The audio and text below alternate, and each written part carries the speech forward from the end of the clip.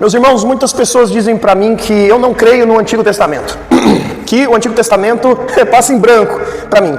Eu posso claramente afirmar que não. Lógico que eu considero mais valiosos os textos do Novo Testamento. Afinal de contas, nós vivemos uma nova aliança.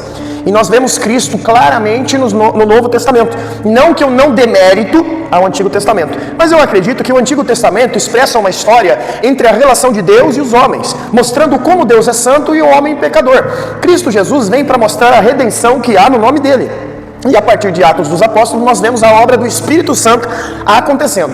Mas no vídeo de hoje eu quero expressar o que está escrito no livro de Daniel, no capítulo 12. Você que tem Bíblia já vá abrindo aí, Daniel, capítulo 12.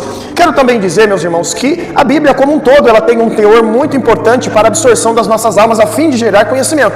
Quero dizer a você também que não tem paciência de assistir todos os vídeos ou paciência de assistir o vídeo por completo e assiste apenas o começo dos vídeos. E eu estou aqui referindo-se exclusivamente à palavra, sem falar de bênção, sem falar de mim mesmo, ou sem falar de dízimos, que você deve levar à igreja para ficar rico. Eu sou contra isso, eu falo isso em todos os vídeos, porque eu não tenho a intenção aqui de agradar a ninguém que não seja o autor do livro. Então, meus irmãos, se você não tem tempo, se você não tem paciência de ouvir 20 minutos de pregação, quando muito 30, como você pode dizer que quer passar uma eternidade ao lado do Senhor? Como que você pode dizer que ama a Deus se não tem tempo para escutar as Escrituras? Então, eu peço que você meça isso no seu coração hoje de manhã, para que você entenda que nós dizemos muito que amamos a Deus com os nossos lábios, mas o nosso coração, as nossas atitudes muitas vezes são contrários àquilo que vem de Deus. Então vamos lá, no livro de Daniel, no capítulo 12 diz: neste tempo se levantará Miguel, o grande príncipe, que protege os filhos do teu povo, o anjo, e haverá um tempo de angústia, qual nunca houve, desde que houve nação até aquele tempo. Mas nesse tempo, que tempo é esse? Aqui está falando do fim dos tempos, aqui está falando de quando a terra ela vai acabar para os ímpios, mas vai começar para os cristãos, está falando do Apocalipse. Mas nesse tempo, o teu povo, todo aquele que se acha escrito no livro, será liberto. Olha que interessante, Deus está fazendo aqui uma distinção entre aqueles que têm o nome escrito no livro e aqueles que não têm o nome escrito no livro. Isso me levou a lembrar agora da chamada que tinha na escola, Por exemplo, eu era da terceira série A, por exemplo, e eu pertencia àquela classe, e todos os dias tinha uma chamada.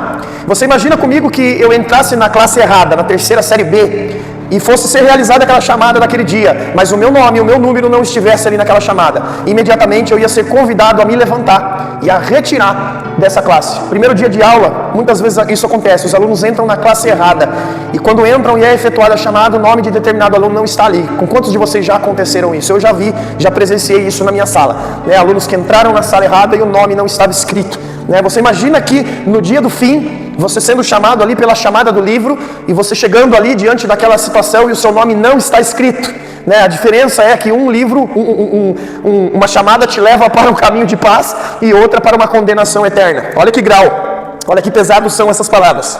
Capítulo 2: muitos dos que dormem no pó da terra ressuscitarão, uns para a vida eterna e outros para vergonha e desprezo, obviamente que também tem desespero nisso, mas uns para vergonha e desprezo eterno.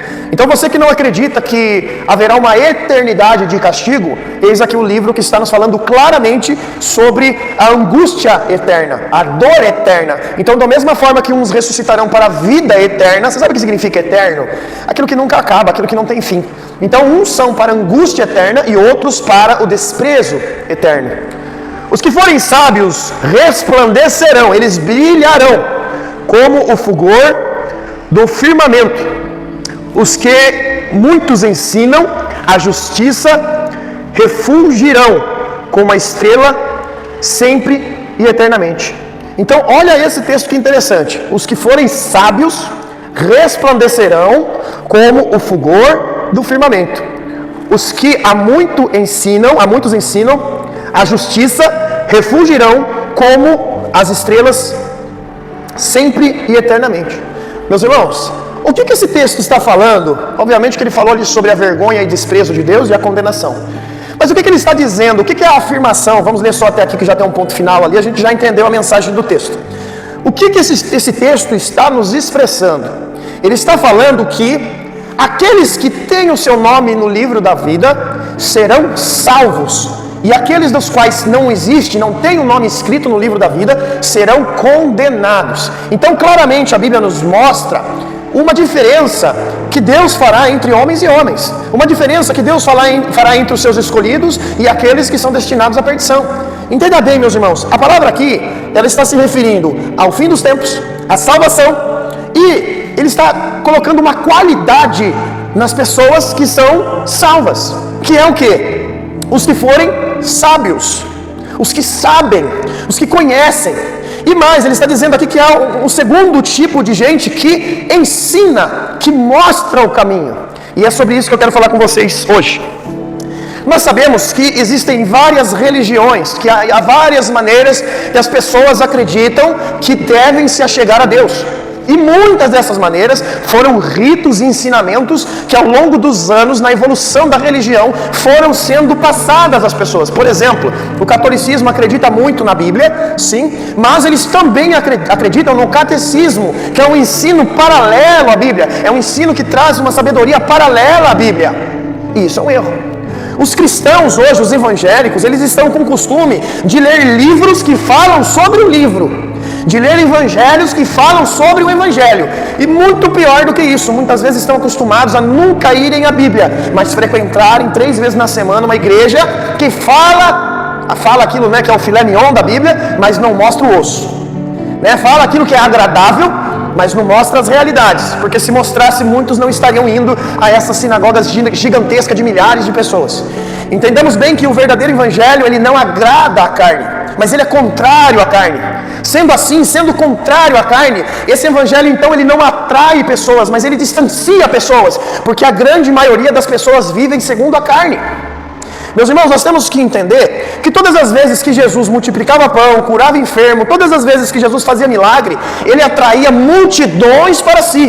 Mas muitas das vezes, aonde ele pregava a verdade, ele já foi ameaçado de ser apedrejado, já tentaram pegar ele para jogar de um penhasco, já negaram a fé nele, e muitos discípulos que estavam dia a dia ali com ele abandonaram Jesus, né? Então todas as vezes que o evangelho era pregado, né, que o sentido de toda a vinda de Cristo era anunciar as boas novas, isso gerava para Jesus separação, perseguição, distanciamento. As pessoas tinham dificuldades de entender que as palavras que Jesus dizia edificavam o espírito e destruía a carne. E uma vez que elas viam que as vontades da carne não estavam sendo exaltadas em Cristo, logo as pessoas abandonavam Jesus.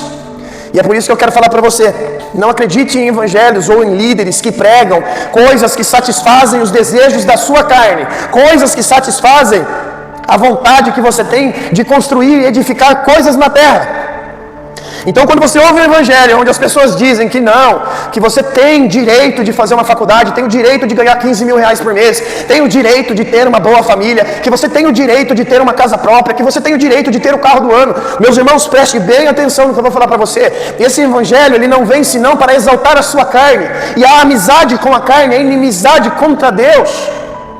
Nós não percebemos que Jesus, ele já veio numa condição de humilde e pobre, porque o intuito era exatamente esse, mostrar que ainda que tenhamos pouco, que devemos estar contentes, que ainda que nós não tenhamos grandes coisas na terra, que o objetivo é o céu. Portanto, aquilo que nós temos dito e falado para vocês aqui hoje são coisas do céu. Nós estamos preocupados não com o dia de amanhã e o que haverá de acontecer aqui nessa terra, com a conta que tem que ser paga, ou o próximo carro que eu vou comprar quando eu precisar trocar o meu, mas nós estamos preocupados aqui com esse dia, o dia do fim, o dia onde haverá choro e ranger de dentes para aqueles que não têm o seu nome escrito no livro da vida. Então o meu maior interesse, o meu maior desejo é que você tenha o seu nome escrito no livro da vida enquanto há tempo. Eis que a mão da graça está estendida e a mão da perdição está recolhida, mas haverá um tempo em que a mão da graça será recolhida e a mão da perdição será estendida, e nesse tempo não haverá mais aceitação de Deus por você, mas como o texto diz aqui, haverá desprezo. Deus desprezará aqueles que desprezaram a Deus. Você está tendo hoje a oportunidade de voltar os seus olhos para o verdadeiro evangelho. Você está tendo hoje a oportunidade de se arrepender genuinamente e não ter mais uma vida segundo a carne, mas uma vida segundo o Espírito. Mas você está desprezando a Deus porque não consegue dominar os desejos da sua carne. Mas logo haverá um tempo onde haverá desprezo de Deus para você, A Bíblia diz: achegai-vos a Deus, e Ele se achegará a vós. Isso significa que Ele não está longe. Isso significa que Ele não está te desprezando. Isso significa que se você buscar Deus em oração, se você pedir a Deus, Ele te dará. Mas quando Deus fala de dar alguma coisa, eu acredito fielmente que Ele não está falando de bênçãos materiais. Não é o intuito de que Deus seja o seu gênio da lâmpada mágica, mas Ele está falando de coisas espirituais. Peça a Deus o seu espírito. Peça a Deus sabedoria. Ou nós não lemos nesse texto que os sábios resplandecerão?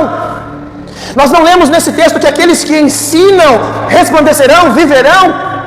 Então, uma vez que eu sou sábio, uma vez tendo conhecido a Deus, e eu não estou falando de intelecto humano, meus irmãos, necessariamente você não precisa nem saber ler direito para poder ensinar que Jesus é bom.